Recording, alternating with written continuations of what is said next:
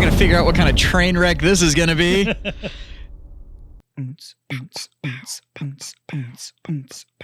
New shit happened. Now we're going to talk about it. New shit happened. Now we're going to talk about it. Warhammered.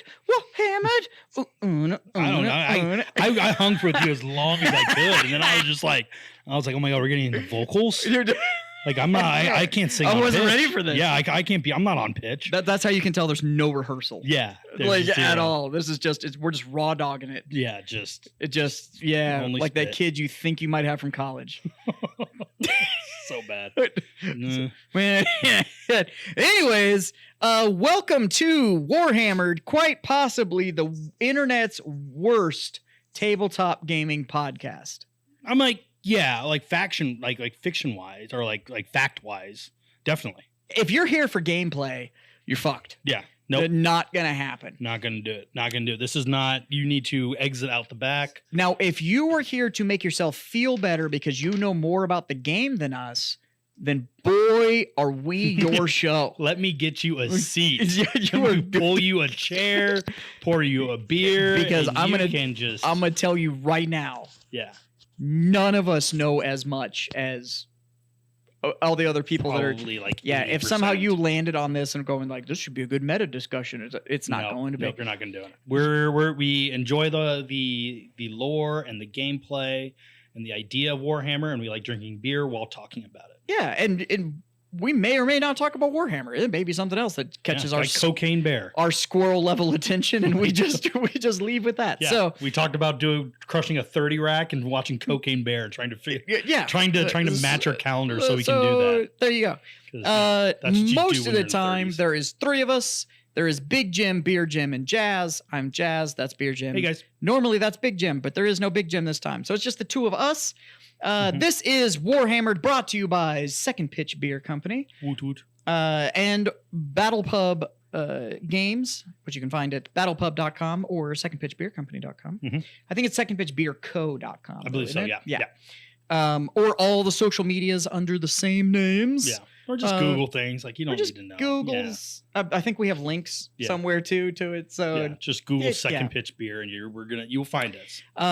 So there's lots to talk about today. Great content today. Because last night was Adepticon reveal, because it's the first day of Adepticon, the world's largest tabletop gaming convention. Is that what it is? Okay. So that's what I don't know what Adepticon Adepticon actually is. I just know it as like a thing I watch on the internet to find out what I will be spending money on. Okay, so little backstory on Adepticon. Adepticon is the granddaddy of gaming conventions. So they've been around forever, and they started as essentially a Warhammer fan convention, and they got together and they played games and they did all this kind of stuff, and they've been around longer than anybody else. But they are now, I don't even know what year they're in. They've been doing it for a long time. It's always outside of Chicago. Really? It's always in the spring. Okay. I was actually going to go this year, but life. Yeah, shit happens. But they are the world's largest tabletop gaming convention. Now, I'm not saying they're the world's largest gaming convention. I understand it's like, well, what about PAX? I get it. There's other ones that are bigger. But as for tabletop gaming, so war gaming, they're as big as they get. It's the shit. That's it. Almost everybody does their reveals there. Yeah, it's the plans for the next year. Games Workshop just revealed what they did. Like, fuck. So last night was kind of the kickoff. Yesterday was the kickoff of Adepticon. It will run through Sunday. But last night, Games Workshop did a massive reveal. More stuff than they did at even Warhammer Fest was done at Adepticon, if that tells you how big Adepticon is. And we are going to get to that conversation. But first, we have a little thing that we like to do here on Warhammered called Jim's Beer Corner. See, we have theme music and everything. Theme music, that's great. Where we are going to discuss the only thing that can be taken as fact on this entire fucking show. Basically, yeah. Which is Jim educating on beer. Yeah. So what he does is he brings us a beer, and we talk about that beer. Yeah, and usually it's a second pitch beer. Sometimes it's not. Sometimes it's not. Sometimes it's more work. Oh, God. However, we may have to branch out here a little bit pretty soon, because the show's been around now longer than most podcasts. So we're Was it starting. really? Most podcasts stop at like 5. Really? We're like, we're already outlasting most podcasts. Fuck you, 5 shots. Yeah. So, but yes, we do discuss Second Pitch Beer because they're a title sponsor. So we discuss their shit. Which Plus, actually I don't know what that means. Like, I don't know how I'm a sponsor, but then I just bring beer and I sit my ass down. he provides liquor. Yeah, that's what it comes down to. But today we're going to discuss yet another one of your beers, but it is a different style than we've discussed before. So what are we drinking today? We're drinking the Second Pitch's Summer Lightning Ale. This is one of actually the first beers when I made Second Pitch Beer Company. This is one of the first beers that I designed for it. This was before Hometown Lager. This is before anything else. Because I knew that I hate light, easy drinking beers. I just don't want to do it. You want to work for it. I want to work for it. Like I'm a beer guy. I like flavor. I like, more in your face kind of thing. Right. But I'm just like, all right. At the end of my drinking session, I want to be a sweaty mess. Yeah. I just wanted to I want to look like Rocky at the end of Rocky. I need to look like a CrossFit competitor at the end of my drinking session. Yeah. Just fucked up. Emotionally, physically, spiritually, just a mess. I need a recovery session. Yeah. That's ridiculous. Just wondering what I did with my life and basking in glory. But no, so I made this beer because I knew that we wanted to have, it's Texas, it's hot. We need to have a good hot weather beer. And, considering it's hot, 9 months out of the year here? A decent amount. Yeah. So we made a beer. And when I was thinking about it, I was like, all right, I don't want to make just a throwaway light beer. If we're going to make like a light beer or an easy drinking beer, I want to have it be flavorful, full of, something that a craft beer drinker can still like, but a novice can attach to as well. And it is very approachable. It's very I will give you that. Yeah. Yeah. And so we made a honey blonde. And this is basically, a blonde ale is one of the most basic beers that you can get. It's pretty much 2-row and maybe 1 or 2 specialty malts, a little bit of hops, and Bob's your uncle. 2 rows of grain. By the 2 way. rows of grain. For those of you that don't know what the fuck he's saying. Yeah. Which I just learned like 4 days ago. Yeah. So we did this, and then I wanted to make it a little bit more specialer. And because of that, we added honey into it. So we add honey into both the whirlpool, and we add honey into the kettle or into the tank after it's fermented too. So we get a lot of that sweet honey flavor. Yeah, as well. And it is, and it comes through, and it's not one of these. It's not sugary sweet, like. But you can get a nice honey flavor to it. It's there, but it's the flavor without the sugar. I don't know if that makes sense. Yeah, no, it makes perfect sense. But it's the flavor of honey to. without the sugar. Yeah. Going into the warmer months, I mean, shit, I think it was like 85 today in San Antonio. Yeah. Like, it's already a great beer for this type of season. And to be honest with you, if you don't want a heavy, as you said, like work for it beer, but you still want a beer that has flavor, and you can try and convince your friends that you know what the fuck you're doing. This is one of those beers that you can 100% pick up. Everybody's going to be able to drink it. It's crazy easy to drink, but it has better flavor. There's no bitterness. There's no any of that. It's the way I designed it is when I design beers, I think about the flavors I want, but then I also have the component of like, where would I drink this? I want to also have like a landscape of where I would drink it. And the idea behind this one was like, this is a beer that you are, afternoon drinking, sitting on your porch, hanging out outside. I'm not supposed to drink till the afternoon? Morning, evening, afternoon. You're sitting outside. It's a hot day. You just want something that's crushable that you can just really enjoy. That's what I wanted to do. And 100%. So I've been lucky enough. I've had Summer Lightning over the last year. So but now it's a core. So it's going to be available. It's always been a core in our tap room, and then our distributor or HEB now has picked it up for May. So it's going to be in all the time. But for me, like as a bar or whatever, I can only get it off and on. Now it's going to be all available. the time. Yeah, now it's available.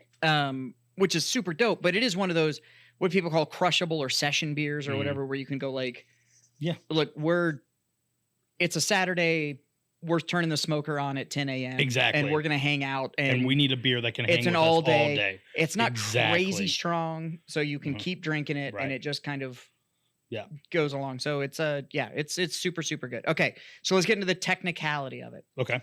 Because we've been discussing this before. So this is an ale. Yes. Which is based on the yeast type that goes in it, Correct. right? Yes, so that's ale yeast. It's Cali yeast, which is just a no nonsense, very basic generic yeast. You know, So- 90% of your ales that you buy, craft beer ales in America, will have this yeast. Cool. Yeah. So And then you were talking about 2-row and some of the other grain. yeah, we use 2-row, and then we also add a honey malt in there. They actually have a honey malt, which has a sweetness okay. too there. So Cool. we really lean into that honey flavor. IBUs on it, for me, it feels like it's Low. crazy low on the Yeah, spectrum. it's low. It's like about 20 to 19. Yeah, IBUs. so it's which is the international bitters There's unit. units, exactly. Yeah. So it doesn't have that bitter bite. It doesn't Mhm. fight you. It's very, very easy to Yeah. drink. And then, like you said, you're putting honey in at multiple stages. At multiple of stages the brewing. to help with the flavor of the honey. And it is very balanced without getting super sweet. So it definitely strikes that sweet spot of like. And we also go into the type of honey that we put in. Oh, So really? This actually has orange blossom honey in it. Nice. Yeah. So Yeah. I think that just about covers it. Yeah, I'm like, there's really nothing else about it. I'm And like, it's not gonna, crazy high ABV either. Yeah, it's Like, 5%. Yeah, 5%. So it's easy. very drinkable. It's, yeah, the idea, I'm like, even if you look at the can is like, you know, summer, like lightning coming off in the distance. So like, you know, that cool, like summer night lightning that you see sometimes on hot weather. You know, you see the storm Well, off you've in the been distance. in Texas long enough too that you've seen heat lightning. Yeah, it's heat not going to lightning. rain, but Yeah, we're going to get that heat lightning. Yeah, the thing heat that happens, lightning. so, yeah. And then there's also Adirondack chairs. And it's like, that's what you do. You sit down on your porch up in the... Which is what this is. Yeah. Any of us that own that the flip top igloo where you push the button and it opens up. Yep. And you can put like about a dozen of these in there and pour some ice on it. Yep. And it's 2 chairs. And this And I it's reach like, for one and you look at your buddy and go like, you need another one? And it's like, and it's, exactly. It's one of those this beers. one and it's the hometown lager are the ones that are weird. That Which were just. I drank while getting my haircut today. Did you really? I had a hometown lager while getting my haircut. Was it delicious? It was perfect for the haircut. And That's what I love to hear. but HTL is one of those ones too that it's so drinkable that I had like about a half an hour haircut.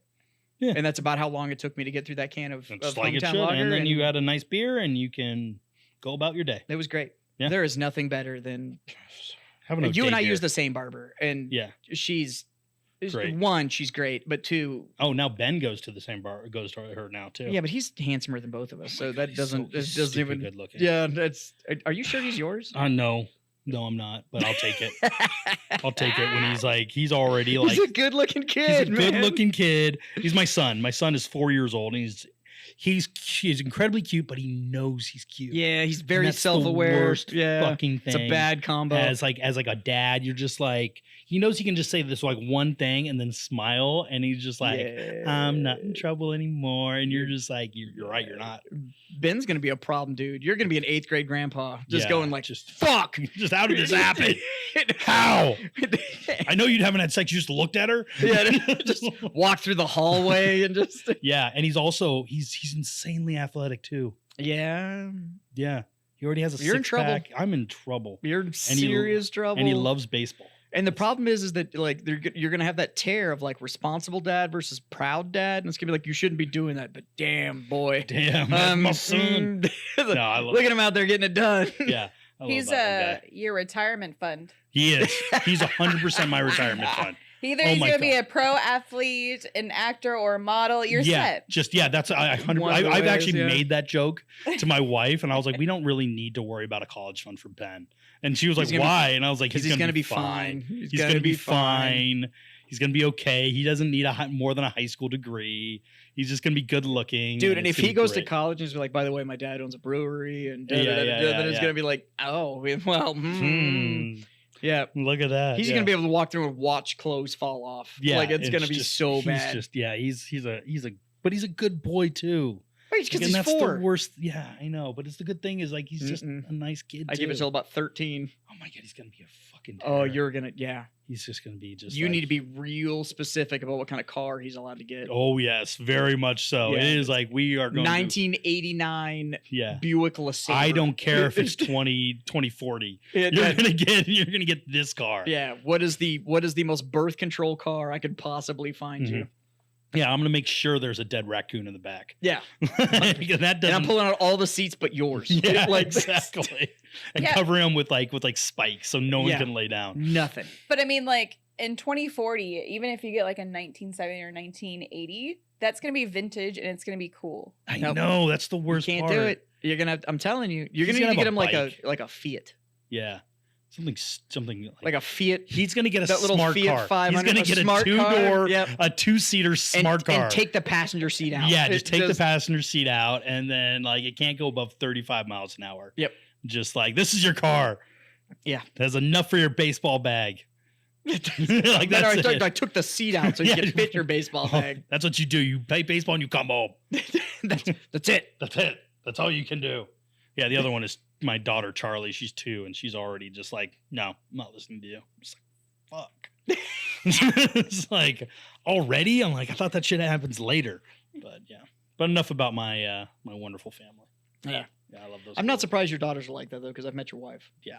No, she'll just yell at me, and like Charlie will like not listen to me. I just stare at my wife, and I was like, you did this. That's 100% you. And Sam's just sitting there going like, that's my girl. Yes, That's she does girl that right there. That's 100%. She does do 100%. that. Yeah. She was just like, I love her. She's right. And I was like, you're right. They're good people, though. They're You good. have a great family. I love them all. Anyway, let's on talk to about more exciting Adepticon. stuff in Yeah. our families. Right. Adepticon happened and reveals happened. Yes. Where do we want to start? Do we want to do it in the order they release shit, or do we want to do it in the order that we're most excited about? Well, you say which one. Okay, let's do, what are you most excited about? We'll go with what you're most excited about. Me personally, most excited about You're the excited about announcement of 10th edition. Yeah, okay, then let's talk about that Okay. first. I was thinking that's Okay, so I am most excited about 10th edition. Yeah. The biggest thing that I'm excited about, and this was I didn't talk a lot about it on the show. One, I love where they're taking the narrative. I love that Hive Fleet Leviathan, that they're saying like it's so damn big that it's not just coming in from one side of the galaxy. Now it's wrapping around the other side of the galaxy. Hive Fleet Leviathan, which is the Tyranids, it's the big bugs. If you've ever seen Starship Troopers, it's the creepy bugs that are in that movie. Right. They're coming in and taking over. That it's so big, it's wrapped around the entire galaxy. I didn't realize that they were, because Ball's up here. Yeah. So So they're all the way down in the on the Pacific. galactic map, because the only way that you can, look at a galactic map, because it's in three dimensions, because it's space, right? Is you kind of have to just decide like, okay, we're gonna always look at it from this angle. Yeah. And that's the top down. Yeah. They always have been coming in from the east. Yeah. The east of the map. Right. But now they're coming in from the west, which means that Hive Fleet Leviathan is so fucking big, it's wrapped around the entire galaxy. Yeah. So it's getting squeezed from both sides. So I love where the narrative's going on that. That now it's like all this little piddly shit that's going on in our galaxy. It doesn't matter. It's minor. Yeah. What you're going to basically, if you don't deal with the tier, excuse me, you're going to be. It's like that whole thing. It's like it's a kingdom. You're in charge of a kingdom of bones. Yeah, you rule a kingdom of bones. If you get crushed entirely because you're worried about this internal shit, it doesn't matter at all. Yeah. So I'm cool with that narrative. But the most thing that I'm so excited about, and this was my big theory, and I was hoping they were going to do it. Yeah, which was a great theory. I'm like, it was pretty spot on. Yeah. Was that they were just going to burn the existing rule set to the ground and start over. And they even said that in like the little blurb they talked flat about. out said it. They said that your books are no longer good. I'm sorry. Everything's gone, but now nobody's waiting for updates. So literally day one with the new rule set, you no longer have to pay for core rules. The whole core rule book, not a trimmed down version, not a whatever. The whole rule set is free. Yeah. And every army rule set is free. So my biggest question about that, and maybe you were watching the Twitch I watched stream, the live cast. And you read the recap. I read the recaps. And the one thing I want to find out is like there always were kind of like if you bought like so you get your core rule book for 9th edition, and then you get your Space Marines Codex. Sure. Right? And then there were rules for like Space Wolves in there. I'm a Space Wolf player. Right.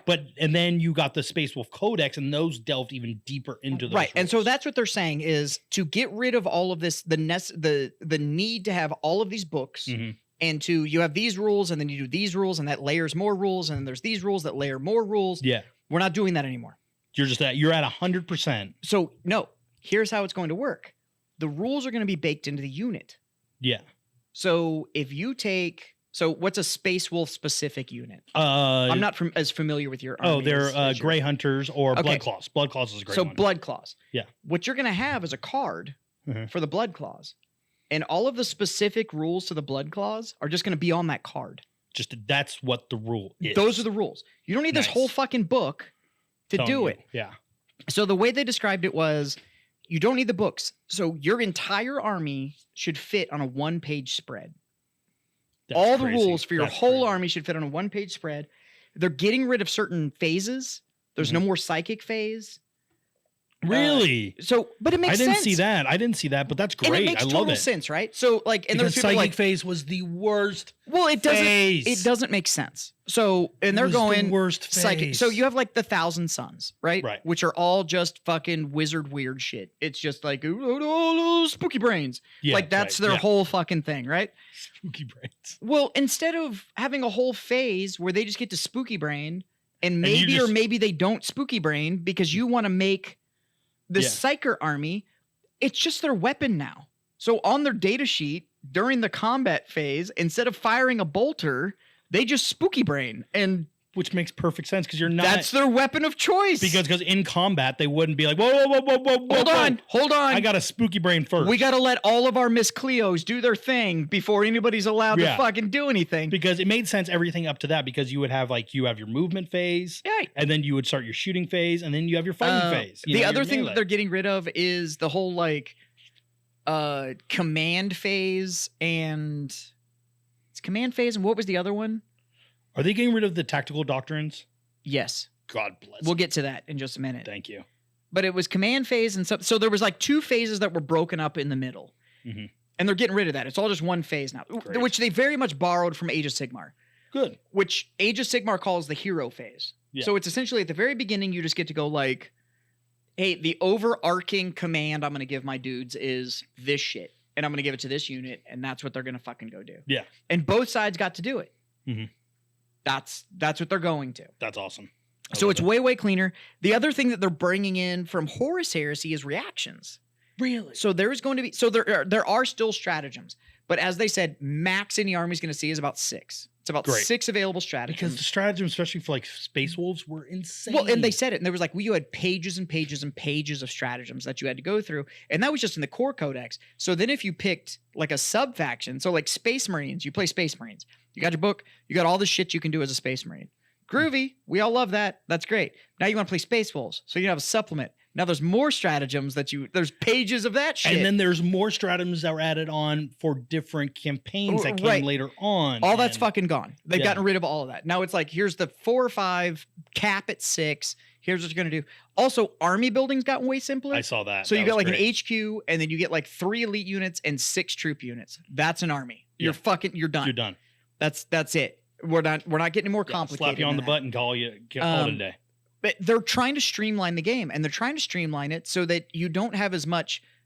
We don't understand these rules. We don't understand this. We don't understand that. So psychic 'Cause phase is fucking gone. The learning Psychic- curve is so steep. It's insanely steep. So psychic phase is gone. It's not just a weapon of choice. Strength and all that shit is now just on the weapons. It's no longer belongs to the unit. Okay, that makes sense. So it's not a unit strength is whatever. So it's strength toughness thing. Nope. It's Yeah. on the weapon. Yeah. Which is on the card. So there's no way to be like, well, if we dig 4 books deep, Yeah. we find this fucking rule. And it's like, nope, Right. it's on this card. Now, being able to look at that card and the fact that the rules are free, and they've already said, like, and the guys last night that we're talking about, because the current Warhammer 40K app is trash. Yes. It's hard. absolute garbage. 'Cause I It went doesn't through- work. When they first brought out that app, I remember I was like, "Oh my god, this is gonna have all Finally. the codexes. I can build an army It on doesn't it." work. It doesn't work. It doesn't It work doesn't at work. all. It doesn't get you And everything. then you get the app, you get pissed off, and you go back to so Battlescribe. now they're releasing the new app. It's free. Okay. And it's going to be available day 1, and everybody's rules are going to be in it. Now, what that means is, as new units come out, that just means the app gets updated for the data cards for the new units, and everything's balanced. But as they said last night, units aren't going to, on paper, look as lethal because they've rescaled it because it's a D6 game. Mm. Well, with all this crazy AP that was all over the fucking place, all It was those armor insane. penetration Yeah. rules, you could essentially get to the point to where you couldn't save it. Like you couldn't roll against it. And that sucks when you're like playing and somebody has like, "Oh, it's an AP minus," AP4? Yeah. And it's like, I can't. Okay. Okay. So I'm fucked. Yeah, you win. They're You win. like, You win. yeah, They it die. hits. So they've gotten rid of that. So they've scaled everything out. the new objective, the OC score that's on the units. Everybody's because they showed the cards, what they're going to look like. The OC score is objective controlled points. So it's no longer you have a keyword that says objective secure. The OBSEC rule.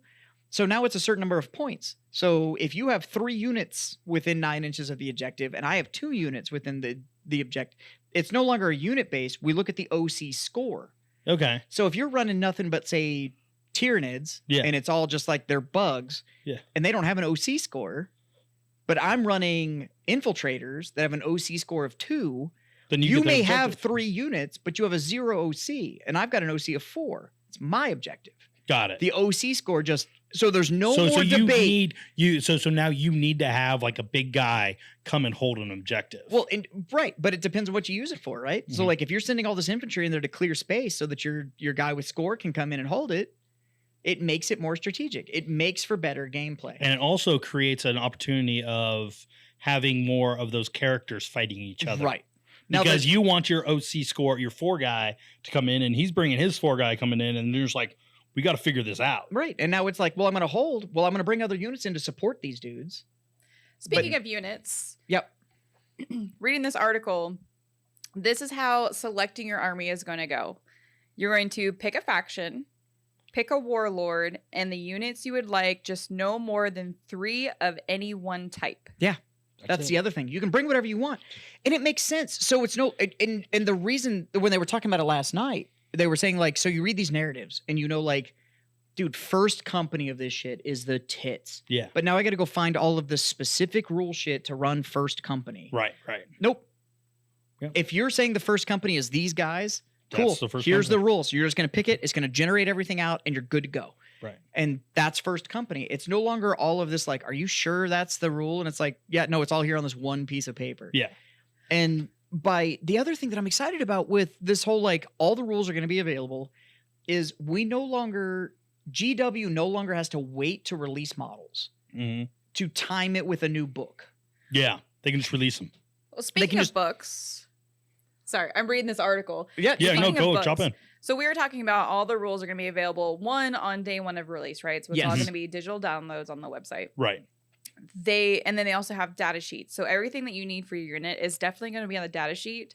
However, they will be printing codexes if you want them, but there is no additional rules in the codex because everything is already on your data sheet. Right. So they're more like collectible books? What they're calling them is indexes. And what they are is like, if you want to get the index for your thing that provides narrative, there's the lore and there's all that blank kind of army sheets and stuff in there that you can like make copies of and all that kind of stuff. So if you need that physical artifact, and they're still going to do it. Which I will still buy for my Space Wolves. 100%. But you don't still buying need it to play. And there's going to be no rules in there. You're not getting anything by doing it other than I just like having the book. Yeah, I like the lore. I like the pretty pictures. The physical artifact that I'm getting with it.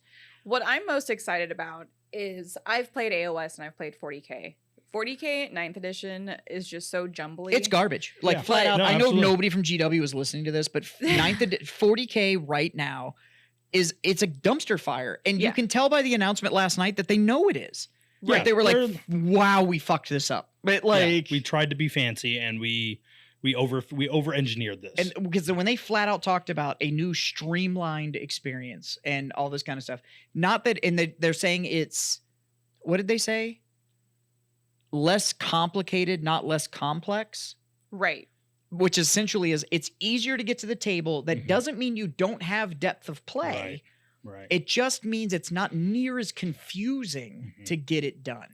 But also, for anyone that has played AOS and has army data sheets, playing on the data sheets makes you more involved with your opponent because you're not sitting there trying to flip through a book and figure out where is this one obscure keyword rule that I can't find because and they flat out there's no glossary in this book. And they flat out said it last night.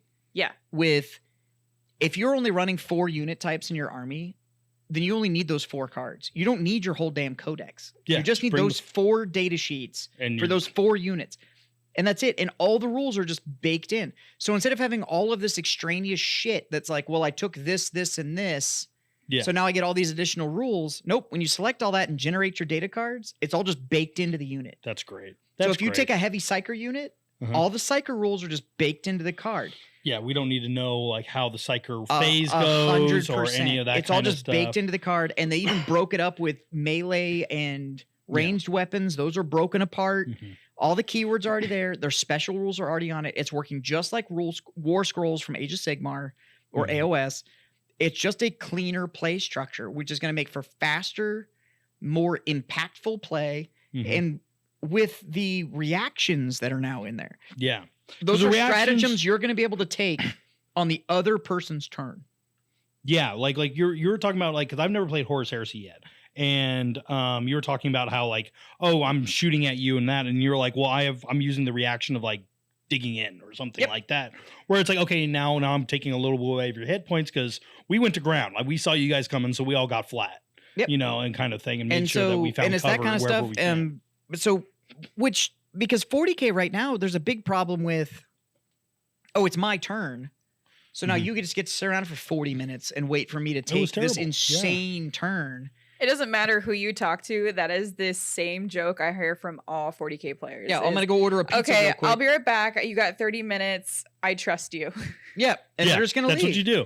Yeah. And it's so boring. You're not, and so now they're trying to make it more interactive. The other thing that they're doing is the combat patrols. Yeah, that was really cool. The combat patrol boxes and the rules that go along with the combat patrol, it's a standalone, it's 40K light. So it's going to be a 500 point quick skirmish, quick play format. It's beer and pretzels 40K. It's great. It's great. It's brilliant. Absolutely a huge fan of it. Now we're getting back into going back to the narrative thing. Getting back to the narrative thing and how cool there are some big narrative shifts that are happening. Yeah. Well, the first thing just going on are I want to bring up with the 10th edition thing. There is some very important implications with this 10th edition. And for people who are, I'm going to just make up a term, hammered fans, because they're the Warhammer. Yeah, okay. I just did that. How is this going to affect the Twilight chapter? Oh, so the Twilight chapter with the 10th edition rules. Here's why I think this is actually the perfect time to launch the Twilight chapter. With the ability to go in and pick specific units that are being put on the list via this app.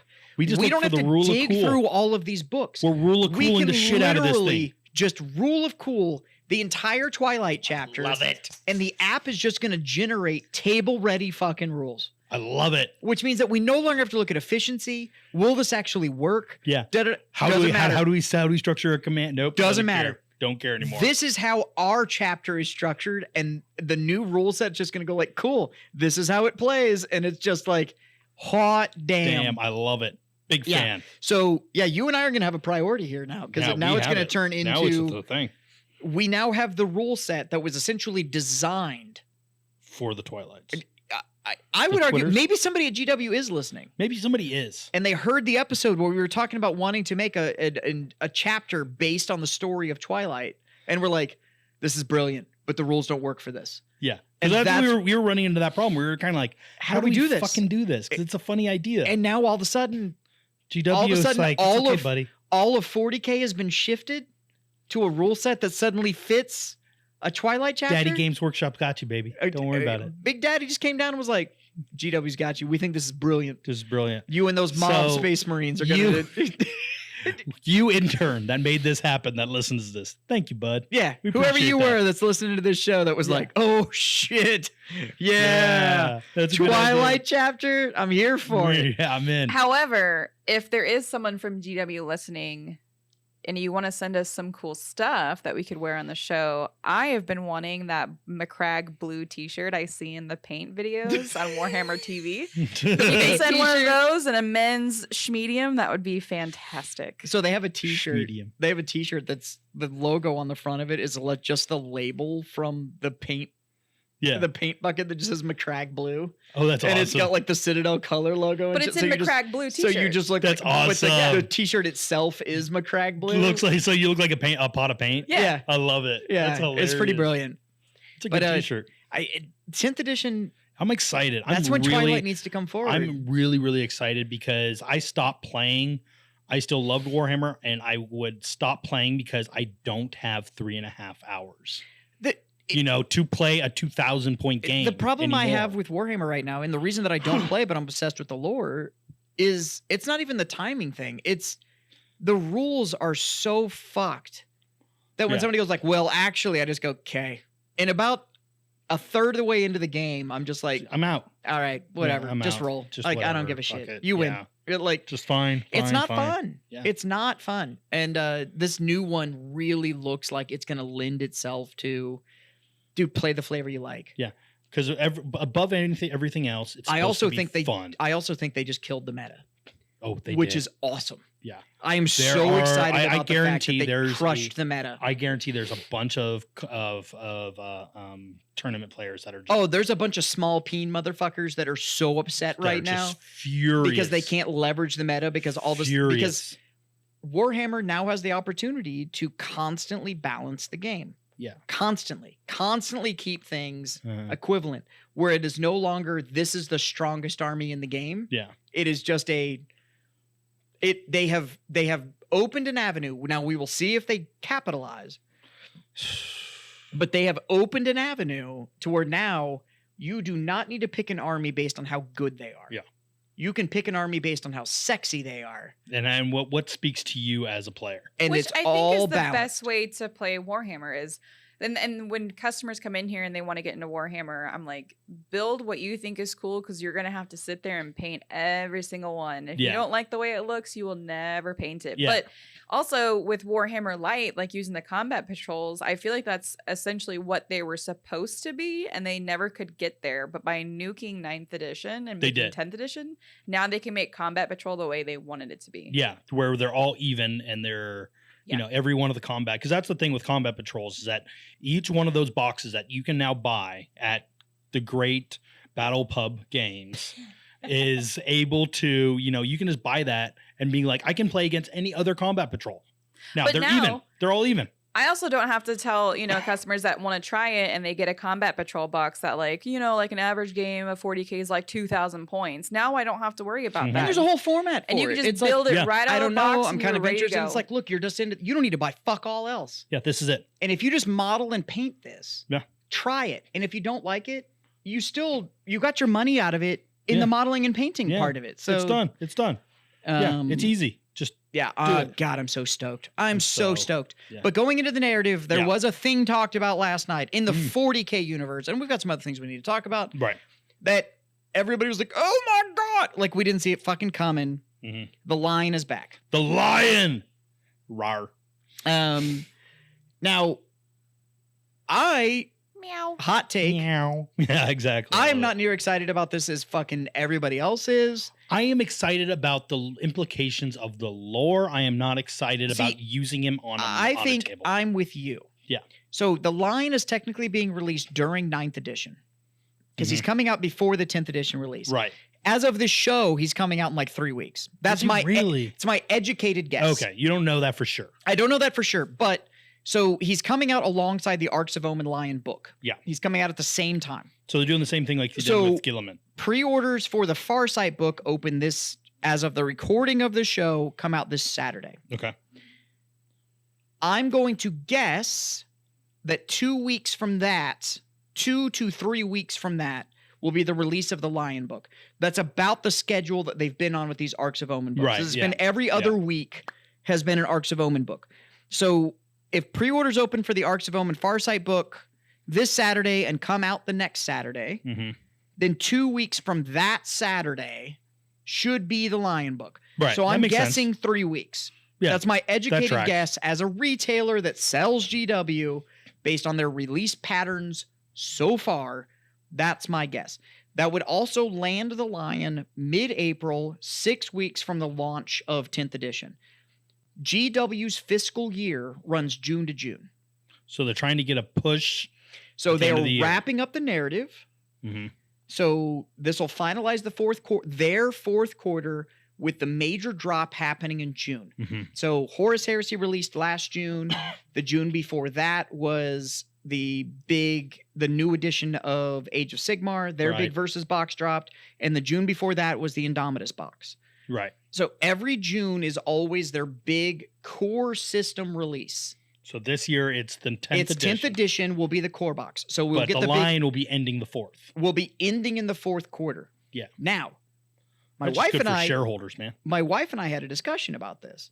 Why are you dropping a model as hot as the Lion before 10th edition? Because there's something bigger coming. There's something bigger. You think so? I think the 10th Yes. edition narrative, what's actually going to come is that why wake up the Lion?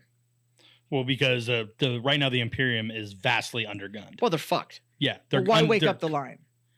You need a threat big enough to justify the Lion. Well, right now they're justifying it through Angron. It's not a justification enough. It's You just don't not. think so? He's not strong enough. He's I mean, not he's strong a beast. enough. He's a beast. He's a monster, but he's just a blunt object. He's not. Yeah. No, 100. He's Right not there. galaxy steering. Yeah. He's scary. Yeah. Gilliman could handle him. Right. He could. He in a one-on-one, Gilliman could handle him. Angron is a big blunt stick. That's Yeah. He's like throwing a rock. right. Yeah. It's going to Yeah, crush it's- everything it goes through. But and it's once going to stop somewhere. But once Yeah. it stops, that's it. Now you got to pick it up and you got to point it somewhere else. Yeah. He's not a galaxy-changing threat. Okay. Well, then, And- the 10th edition they're talking about with the Tyranids. Is that Sure. is that the But the Lion doesn't do large-scale combat. He does strategic one-on-one duelist shit. Yeah, he's really good at one-on-one, but also having his army being like, okay, we are taking on this singular foe. They are a surgical strike Yes, unit. 100%. That's what their Legion does. Yeah. Now you're talking about a Primarch that did the one-on-one duel with the Primarch of the Night Lords, and he killed him. Mhm. He went and he cleared all the mighty beasts of Caliban. Yep. Like he is about the one-on-one combat. Hunting I'm him going to down. measure myself against that. I will that hunt you one down. thing. I will Batman the Right. shit out of you. But he doesn't do large scale, and the Dark Right. Angels don't do large scale. It's just not their Yeah. jam. The Dark Angels right now has been obsessed for 10,000 years about a couple guys going rogue. Yeah. They have just been. That's all they think about. And They everybody's are- like, oh, the Lion's back. I'm like, are we talking about the same dude who Cypher, who dipped off, just took his fucking butter knife before he left? He went and took the Lion's sword and was like, Yeah. fucking deuces, bitch. Yeah, And then mine. just bounced out. Yeah. So he's not that badass. I'm sorry, all you fucking Dark Angels players out there, but he's kind of a bitch. The model. The looks model is badass. sexy as shit. It is sexy. The plastic itself, Is if you don't play, if you don't like the Dark Angels, if you don't whatever, if you have ever just appreciated a good collectible, a good artistic God piece. damn it, Yep. that model is hot. I saw the model of the Lion and I was so angry it wasn't Lehman Russ. Like that's what my first reaction Now- was just like, God damn it. Ooh, that we're looks-" getting there. We're getting there though. I think that's a discussion we need to have on this show. Okay. Well, let's continue with this. So let's talk about the Lion. Okay. On the plastic itself, I have no desire to play Dark Angels. No. I've never had a desire No. to play Dark Angels. I don't really understand people that play Dark Angels. Nope. Me neither. If you were a 40K player and you were listening to this, you were about to be very upset with me. The Dark Angels are nothing more than a legion of stealing other people's strategies and being bad at it. Yeah. That's the Dark Angels. Well, They're I'm a on- Deathwing player. Okay, you're a Deathwing player. So in other words, you wanted to play White Scars, but you won't play White Scars Yeah. because the Dark Angels, the Arthurian legend that goes with the Dark Angels, is a cooler story. Even like the sword playing kind of stuff is done better by the Black Templars. The Templars are better at it. You know? Deathwing is nothing more than fucking White Scars. Like all of their different Yeah. chapters, all of their different all the wings of the Dark Angels Yeah.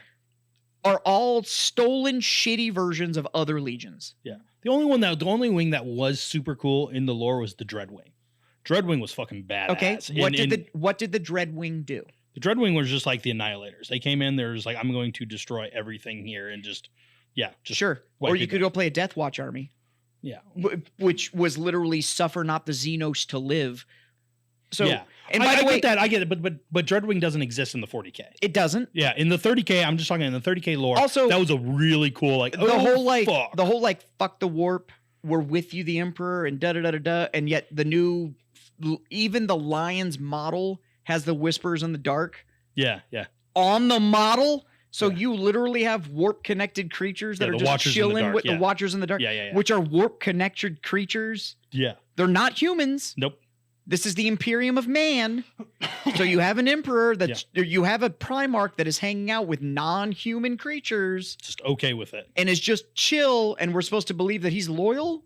But they're really good at carrying helmets and swords. They are. They are. Look, They nail that role straight up.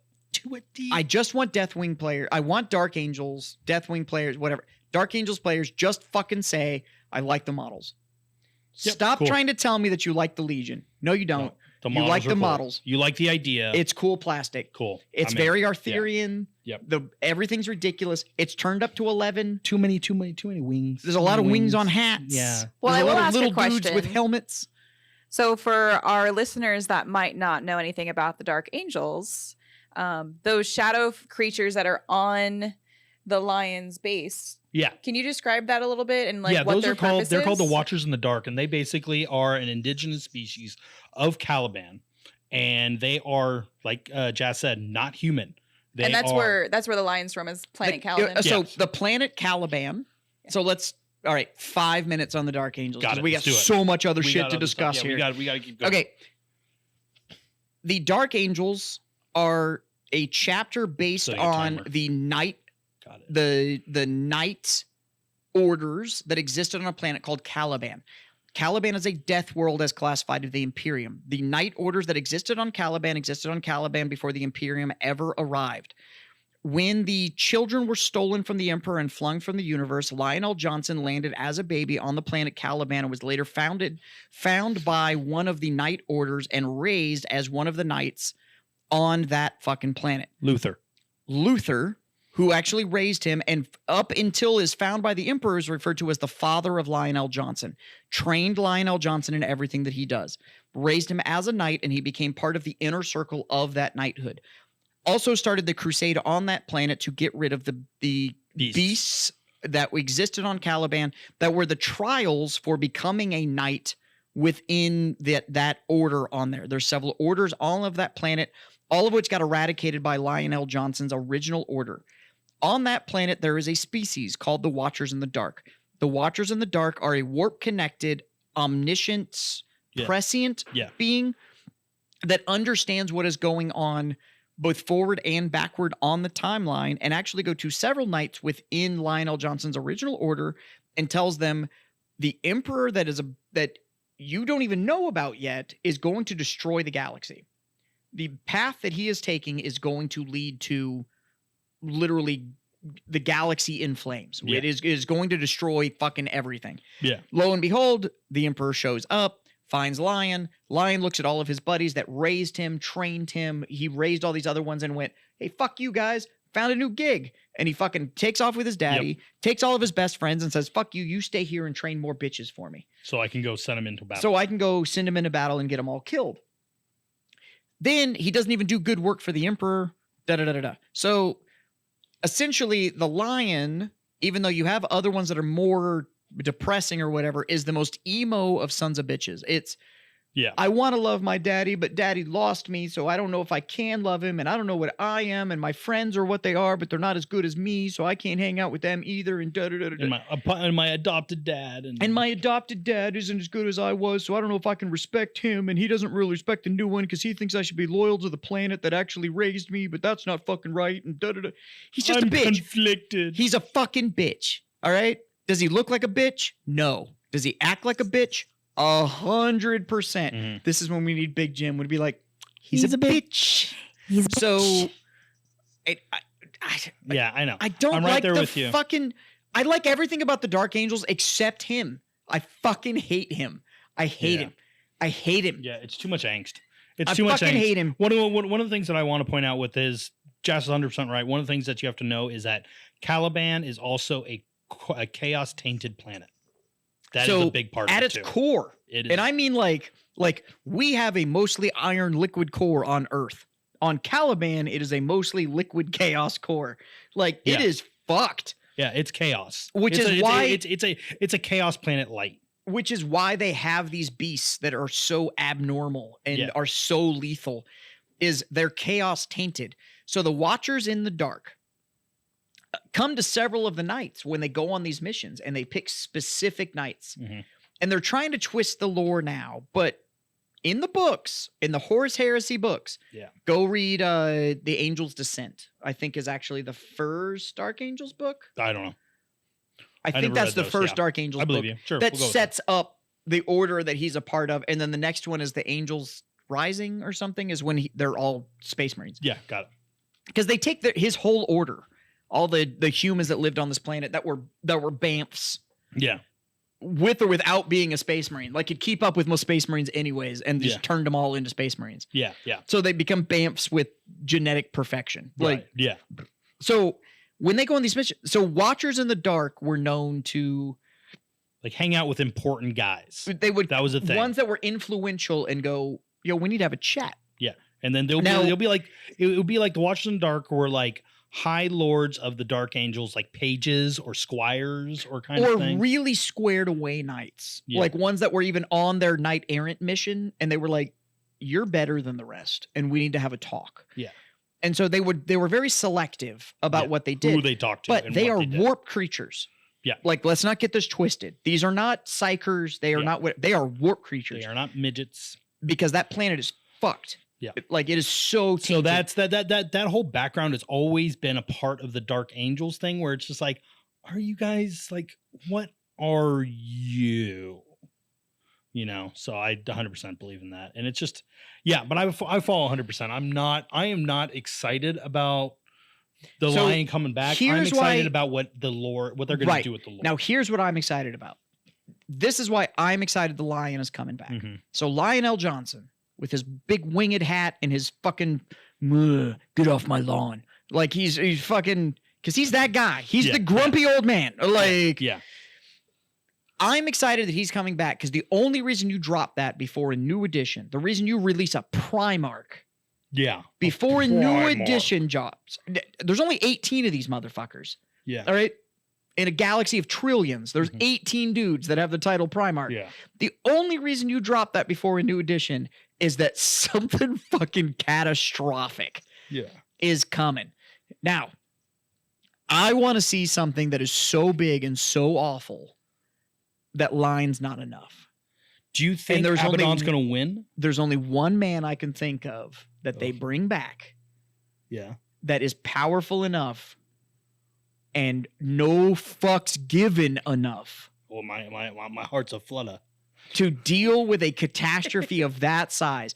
Now, can you think of anybody that would lead a group of people that could look at a galaxy squeezing horde of huntable creatures and look at it and go for nothing more on, finally, a reason to put my drink down? Could you think of one motherfucker that might fit that? Caitlin, our lovely producer, do you have any ideas on who might be excited enough about that? Say that again? A threat large enough to rally all your boys, where you look at all your friends and you go, yo, homie, we've been bored for a minute. Let's go do this. But there's some shit getting wild. Let's go do this. Hold my beer. Hold my beer and watch this. Can you think of anybody that may be out in a boot that we haven't seen in a while that wouldn't mind getting into a fight like that? Well, I can name two. But yeah. Yeah. Who do you got? Let me have a little taste of this. What do you got? So, based on the Primarchs that are still alive, I am going to predict that 1, we will see Vulcan come back. And 2, not a bad pull. Not a bad and pull. 2, Lehman Russ. Yeah, there it is. Yes. There it is. Oh, I'm gonna get him now professionally painted. Question. Amazing. Question for the group. Yeah. That would give us 4 living loyalist Primarchs, right? Yeah. Nailed it. Well, 3.5 loyalist Primarchs. Yeah. I don't give a fuck who you are. I want you to listen super deep to me right now. All right, I'm going to get fucking personal. Ryan L. Johnson is not loyal. I'm going to fucking say it. I'm going to stand here. How many feet do I have on the ground right now, 2 Jim? 2 feet on the ground, 10 toes pointing at you. Ryan L. Johnson is not loyal to the Emperor. Okay. He's not Chaos, but he's not loyal to the Emperor. I'm gonna say it fucking right now. So then, Anyway, that gives us how many quote-unquote non-Chaos Primarchs? 3.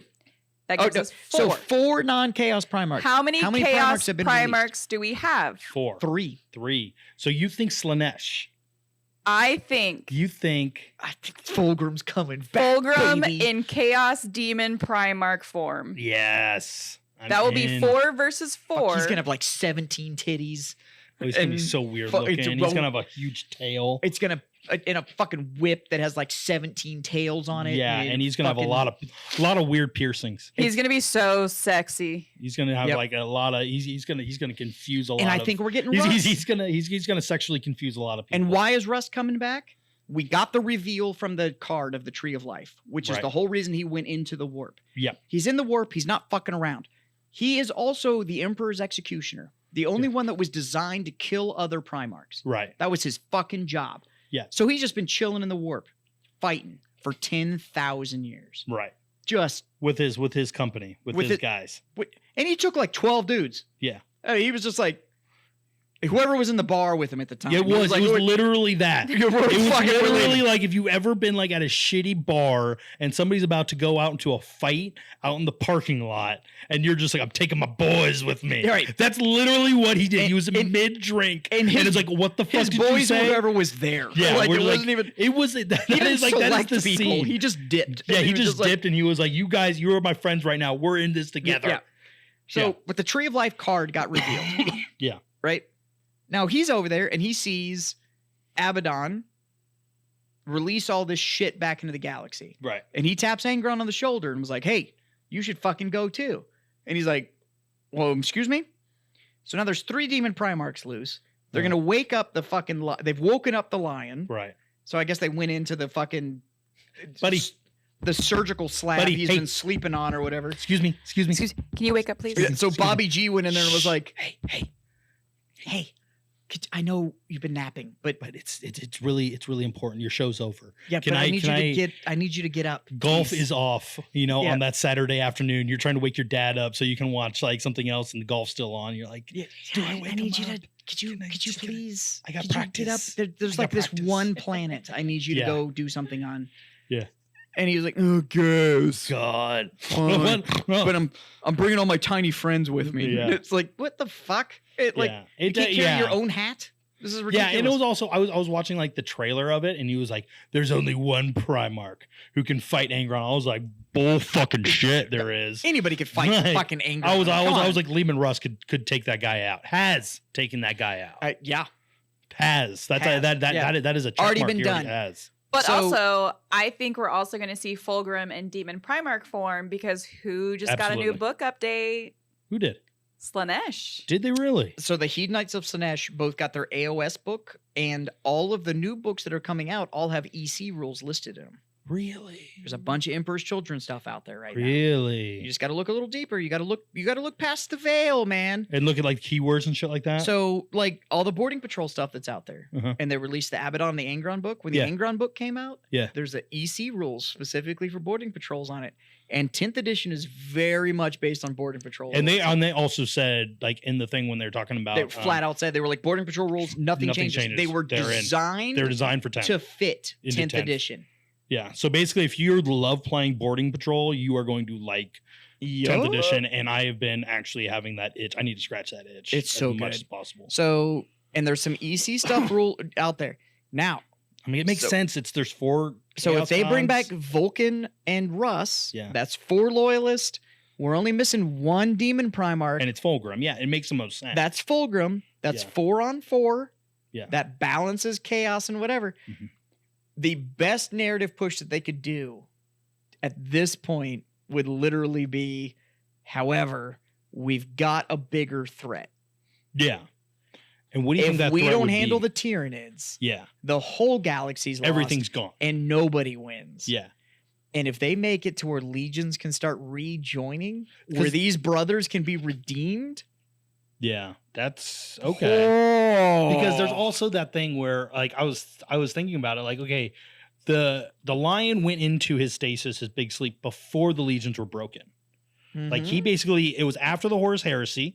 He went back to Caliban because he was like, okay, shit got crazy over there. I need just to sit down, go back home, walk around in the forest, collect my thoughts, and then I can go out. I like how all the other brothers were like, we are here until the bitter fucking end. And he was like, I don't know, guys, I'm kind of really in my feelings right now. I don't know if I can handle this. Yeah, I need to think about this. I need to go to a safe space. And, he goes back to just Caliban. Me and my trees that I let the Imperium just clear cut and level. I'm gonna drink some kombucha. Yeah. And just kind of I'm gonna work on me. Yeah. I just need some me time. I'm gonna work on me. I know I was genetically engineered to do nothing but support the Imperium, and my whole existence is actually owed to this man. But can we hug this out? Process this. Can we hug this out? There's just a lot. I kind of want to circle back on something. Go ahead. So Jim said there's 4 chaos demons. 4 chaos gods. Okay, what are those gods? They are Khorne, which is Angrons. Mm-hmm. There is Nurgle, which is Mortarion. There is Zeech, which is Magnus. Magnus, yeah. Horn titty. Horn titties. And then there is which is Slanesh, which is Fulgrim. Which is declared. Which is already declared. No. 100%. He is the demon Primarch of Slanesh. He is the demon Primarch of Slanesh. They've never made a model. They've never made anything, but he is the demon Primarch of Slanesh. Yeah. There is one more chaos god that you are forgetting. He is not a chaos god. He was never born. You were talking about the Dark King, which would have been the High God, and he was never born. Be'lakor. Be'lakor is the High Prince. Yes. Of Chaos Unbound. Yeah. He is not a demon god. He serves all 4. And he is a High Prince. He's basically like he's really powerful, but the gods kind of just fuck with him. It's true. They just fuck with him. I almost feel bad for him at this point. Yeah. They just fuck with him. So and the only one else that you can do is the new one, which is Vashtor. Vashtor wants to become a chaos god. He's trying. He's trying his hardest. He's doing the best. Vashtor and Perturabo are together. Yes. So if Vashtor does become a chaos god, Perturabo would be his guy. Which makes total sense. So Vashtor at this point would be the leader of the Dark Mechanicum. Yes. Which everything is pointing towards we're going to get a Dark Mechanicum. Yeah. That we're going to get the rules. Yeah, we're going to get the rules for Dark Mechanicum. These models that have been released, this last Versus box that came out. Yeah. The Dark Mechanicum is a thing. There's just no official rules for it. I want to see a Perturabo model so much. I'm like, if you think all these models are really cool, a Perturabo model would be just the most beautiful chromed. But Perturabo makes sense to be the demon Primarch of the Dark Mechanicum. Of course. Perturabo makes sense. That's what he does. He makes shit. He makes shit. That makes total sense. Yeah.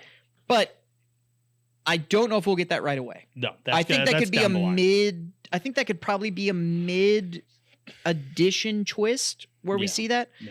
The next thing that I think we'll see will be I think it's going to be Slanesh. I think it's going to be Slanesh too. But if they do that to balance it, we need 4 on each side. Yeah.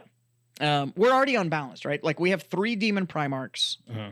We have 1 Primarch. Yeah. And now we have 2 because Lion's been announced. Yeah. So that's still unbalanced. Still not. Yeah. We're not even close. At a minimal, we're getting Russ. I still think we're getting Vulcan. Yeah. Well, Vulcan, because they're alive. If Vulcan's chilling on his asteroid, just thinking about things. He's just wanted to be left alone. Yeah. He always returns when it matters. Yeah. Yeah, he'll pick up his hammer. The big orc invasion. He'll have this awesome, just like, ugh. Yeah. All I want to do is do my crossword puzzle and watch my stories. I don't want to do this anymore. In all fairness, Vulcan's done enough. Yeah, he's done enough. That man needs a break. He's done enough. Jesus. He's done everything. He's been having a break for 10,000 years. He deserves more. He's died. Done. Like definitely in in the new book. Like he's died so many times. Like poor guy. He's done. He's done. He needs to be able to retire. Tired. He's so tired. So yeah, 40K. I have not been this excited for 40K in a very long. It's gotten me to the point to where I have an army I want finished, and now I'm like, that's it. This is getting finished. Yeah, this army's done because I'm playing 10th edition. Good for you. I'm so fucking excited. Yeah. So, but then my back to my original point is that kind of we sidetracked it. The Lion was never a part of the Legion Sundering. Do you think the Lion is going to pull his Legion? I don't think he can. I don't think he gives a fuck. I don't think anybody would do it. I think even with him back, I think they'd be like, all right, look. But of like the Dark Angels and their successor chapters are really only successors in name. They're still all Dark Angels. Yeah. They're all Dark Angels. So he's going to be like, all you guys repaint, come back. Nope. You don't think so? And here's the reason I don't believe that. The Dark Angels all switched to Caliban green. Yeah. These are Calibanites. Like, these guys are loyal to Caliban. They're not loyal to Lionel Johnson. He hasn't been around in 10,000 fucking years. And they carried on. The Dark Angels carried on the tradition of Caliban. They did not carry on the tradition of the Lion.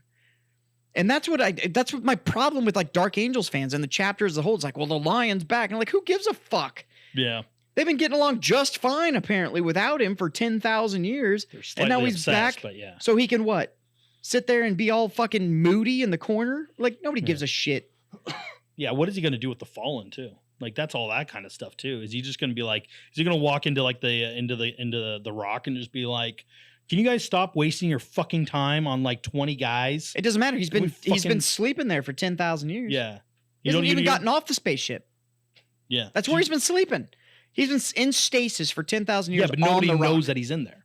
They all know he's there. What do you mean they know? They knew where he was. They did not. Yes, they did. That was not a secret. Everybody knew where he was. No. Yes. No. Go check it. Really? Yep. Okay. I thought they didn't know. I thought the Watchers in the Dark were the only ones that knew that Lion was there. They knew where he was. They just knew. They're just like, they just didn't care. Nobody likes him. His own Legion doesn't like him. I'm gonna be interested in that. That's the reason everybody awesome from his Legion fucking left. Yeah, that's true. Speaking of being loyal to planets, can we segue into the Siege of Chthonia? Yes. So I'm super excited about this. So, as you know, I'm a Horus Heresy player. Yes. So I like playing 30K, which is, they are releasing a new book called The Siege of Chthonia. Really? So it is a campaign book for Horus Heresy play on Horus's home planet. Ooh. So all the missions, all the everything is based on his planet. It's all that siege warfare, brand new rules for Horus Heresy's own Mortalis, like all this kind of stuff, but it's on Chthonia. Ooh. Are they gonna release and there's new models coming. New model? Are they new terrain and stuff too? So the Zone Mortalis, I guarantee you they're going to repopulate because you can't play without that terrain. Yeah. But the big thing is they're releasing specific character models. Really? For the Chthonia series for Horus Heresy. Nice. I am beyond hype. Is Abaddon a character that you can play in and 30K? What? Abaddon and Loken. Really? You can play them both. Wow. I have the models. Wow. That's cool. So is Lehman. And Gygor Fellhand. Yeah. And all of the wolves can also be played. I know. In Horus Heresy. Quit trying to sell me. If you had class, you'd play the better game.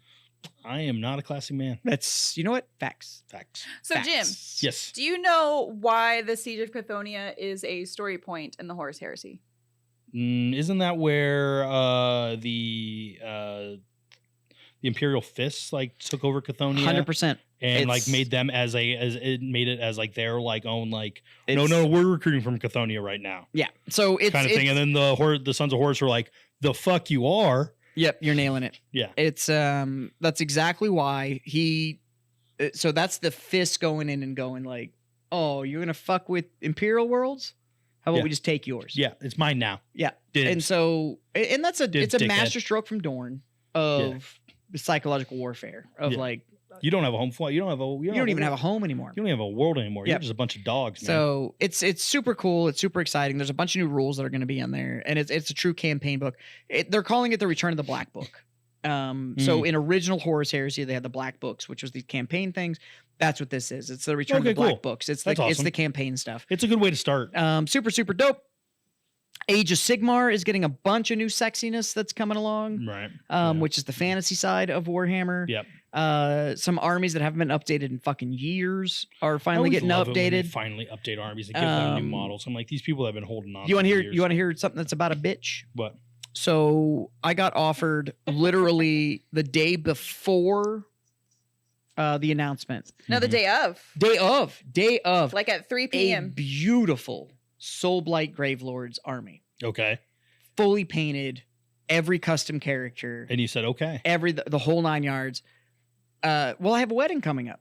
Uh-huh. So that same day, I had bought the gray wolves, the gray wolf pelts that Caitlin and I are wearing at our wedding. Right, yeah. So I paid for those. Mm-hmm. Got this offer, and I was like, damn, dude. Don't have the money. Yeah. Sorry, I just spent like what I had to be able to get this army. Then we watched the release, and they're like, hey, here's the new Soulblight Gravelord character and their brand new rule book. It's so they're getting all fresh rules, which means they're going to be the new hotness in the fucking game. This army's completely custom painted. It's beautiful. I've seen it before. It's every character, everything. Absolutely gorgeous army, and just nope. Can't do it. Oh, that's missed opportunity. Yeah, because it sucks. I could have played all them sexy vampires. Fucking vampires. Man. Yeah. Could have been dope. You're not a big AOS fan. You don't like the fantasy side of things. No, not that much. Yeah. No. So both them and the OCR Bone Reapers, all of the Skellies and so all the horror factions are getting redone. Huge updates. Then the Kill Team has some cool stuff. And then Kill Team is releasing a book called Gallow Fall. Yeah. So Kill Team over the last year has had this huge, very connected narrative of this space Hulk. Yeah. That everybody's been fighting in. Now what you need to understand about a space Hulk is you were talking about enough space in a space Hulk to be like a small country. Like these Bigger ships are massive. Yeah, and even like the decks on decks. It's nuts. Yeah. And so you can have all of these different combats going on, and nobody's aware that any of this other shit's going on. Yeah. So that's been the big story, that the Space Hulk appeared out of nowhere, and everybody's going in and trying to figure out what secret, because they got lost like 10,000 years ago. Yeah. And now they're when they find them, it's like what treasures are in here. Yeah, what is like there could be STCs, there can be who knows. Yeah. And so the last box of this series just got announced called Gallow Fall, and apparently now it's crashing into a planet, this ship. Yeah. And so it squats, it's the space dwarfs. Yeah. And beastmen. Yeah, I saw the beastmen models, and I was just like, and I took a double take because I was like, beastmen has been in AOS. Right, but they're in 40K. Forever. Like they're in supposed to be. 40K. It's in the lore. And then I looked at me, no I was like kind of going through the pictures, and I was like, wait a minute, that beastman has a chainsaw. What the fuck? You know. But more importantly, for me at least, is the terrain in that box. Oh, I didn't see that. Oh my god! So it's all the badass walls that I've been collecting out of all the Kill Team boxes, that I also use for boarding actions. Right. Great format. It's awesome. But in this new one, there's walls, there's stasis pods, there's surgical tables. Oh, there's like all of it. I was like, oh shit. There's escape pods. Really? There's all this stuff that's in it. So personally, I will be picking up one of the new Kill Team boxes because I want that terrain. I want all of that do you think stuff. the Beastmen are going to be available for for Caitlin's Chaos Army?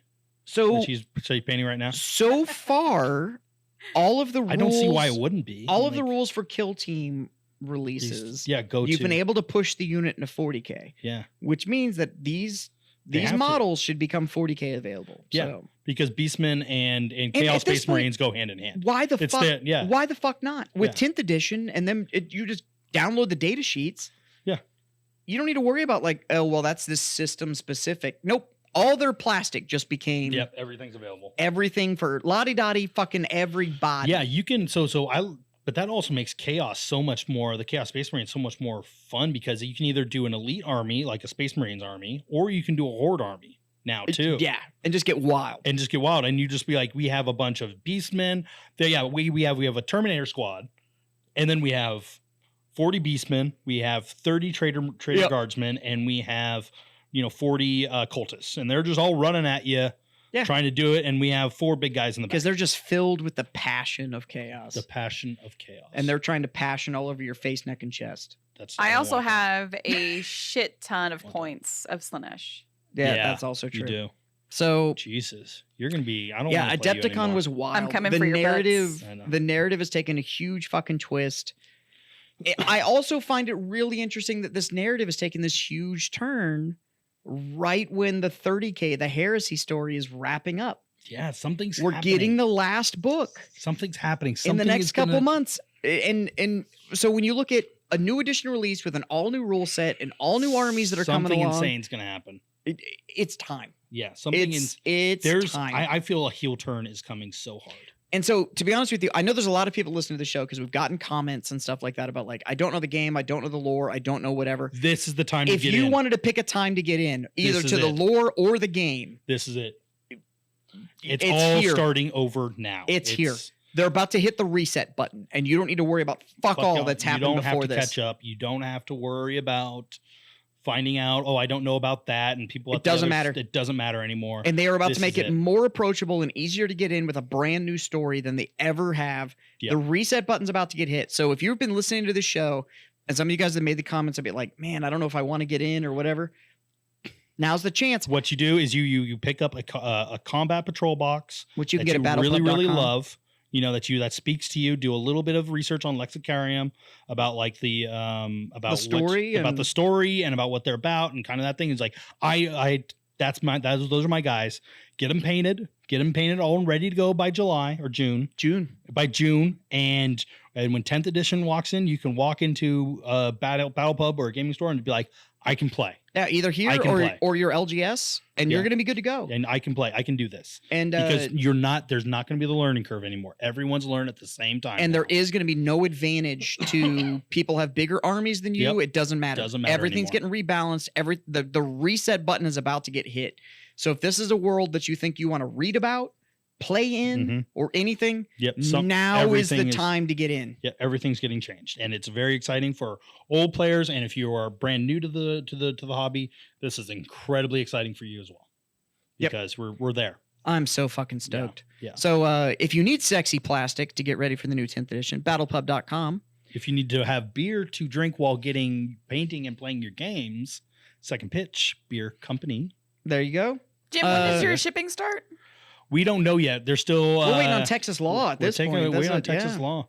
As soon as that happens, we're gonna get some craziness. Or if you're local, if you are in the San Antonio market, because I know some of my customers listen and stuff like that. Yeah. And if you found us locally, Second Pitch Beer Company, you can Google them. They're down off Starcrest, so they're central in the city. They're very, very easy to find. Yep, near the airport. You can go hit up their brewery and get it direct, or you can come here to BattlePub and buy it, and then also HEB too, and any HEB, and you can go pick it up. And keep sending pictures of you picking up Second Pitch, because we love it. We love it. We love to see it. So yeah.